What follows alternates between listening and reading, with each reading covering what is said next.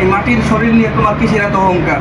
মৃত্যুর পরে কিছুদিন পরে তুমি মাটি হয়ে যাবে। আবার যে ইবলিস অহংকার করার কারণে ধ্বংস হয়ে গেছে, টাকা পয়সা ধন সম্পদ এগুলো তো কিছুই থাকবে না।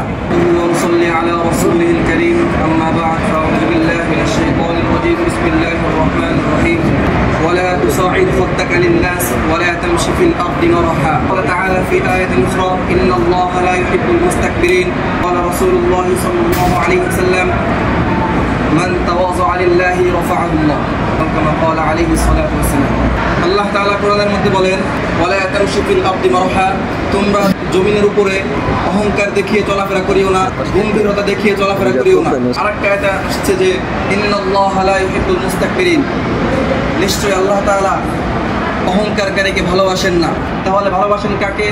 বিনয়ীকে ভালোবাসেন। যে বিনয় হয় আল্লাহ তাআলা তাকে ভালোবাসেন। রাসূল সাল্লাল্লাহু আলাইহি ওয়াসাল্লাম বলেছেন মান তাওয়াযা লিল্লাহি রাফাআহুল্লাহ, যে ব্যক্তি বিনয় হয়, বিনয়ের গুণ অর্জন করে, আল্লাহ তাআলা তাকে উঁচু মর্যাদা দান করেন। দেখেন মানুষ দুনিয়াতে অহংকার করে কেমন, আমার টাকা পয়সা আছে, ওই ব্যক্তির টাকা পয়সা নাই, এরকম অহংকার করে। আমরা বড় লোক, ওরা গরিব। মসজিদের মধ্যে নামাজ পড়তে যায় গরিবরা, নামাজ পড়তে যায় হুজুররা, আমরা তো ধনী। আমরা যদি তাদের সাথে মিশে নামাজ পড়তে যাই তাহলে তো আমরা নিচু হয়ে যাব। তারা অহংকার করে এইসব জিনিস নিয়ে। আরে ভাই, তুমি কিসের অহংকার করো? তুমি তো মাটির মানুষ। মৃত্যুর পরে কিছুদিন পরে তুমি মাটি হয়ে যাবে। আবার এই মাটির শরীর নিয়ে তোমার কিসের এত অহংকার? তোমার যদি অহংকার করারই থাকে তুমি এইভাবে অহংকার করো যে ওই ব্যক্তি 5 ওয়াক্ত নামাজ প্রতিদিন পড়ে, আমিও 5 ওয়াক্ত নামাজ পড়বো। তোমার যদি অহংকার করারই থাকে তুমি এইভাবে অহংকার করো যে ওই হুজুরের মুখে দাঁড়িয়ে আছে, মুখ ভর্তি দাড়ি, আমার মুখে দাড়ি নাই। অথচ তুমি এরকম অহংকার না করে তুমি অহংকার করো কি?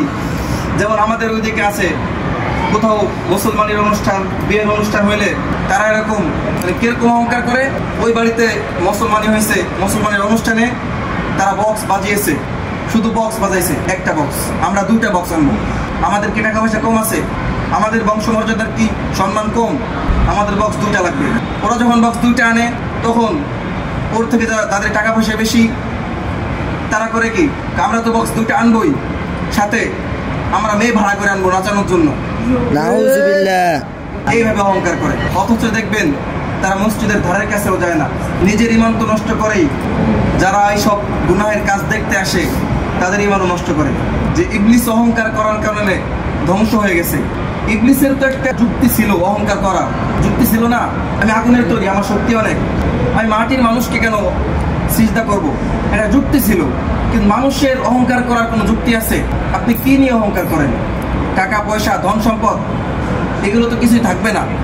কিন্তু ইবলিস তো ক্ষমতা ছিল, কিন্তু ধ্বংস হয়ে গেছে। আপনার তো কোনো ক্ষমতাই নাই, আপনি এখন মরে যাবেন, আপনার কাছে আর কেউ আসবে না। এত টাকা পয়সা, এত অহংকার দিয়ে আপনি কি করবেন? এই অহংকার থেকেই যে বেঁচে থাকতে পারবে মূলত সেই বিনয়ী।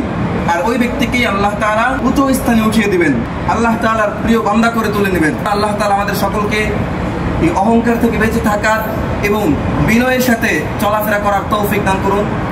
আমিন ওয়া আখির দাওয়ানা আলহামদুলিল্লাহি রাব্বিল আলামিন।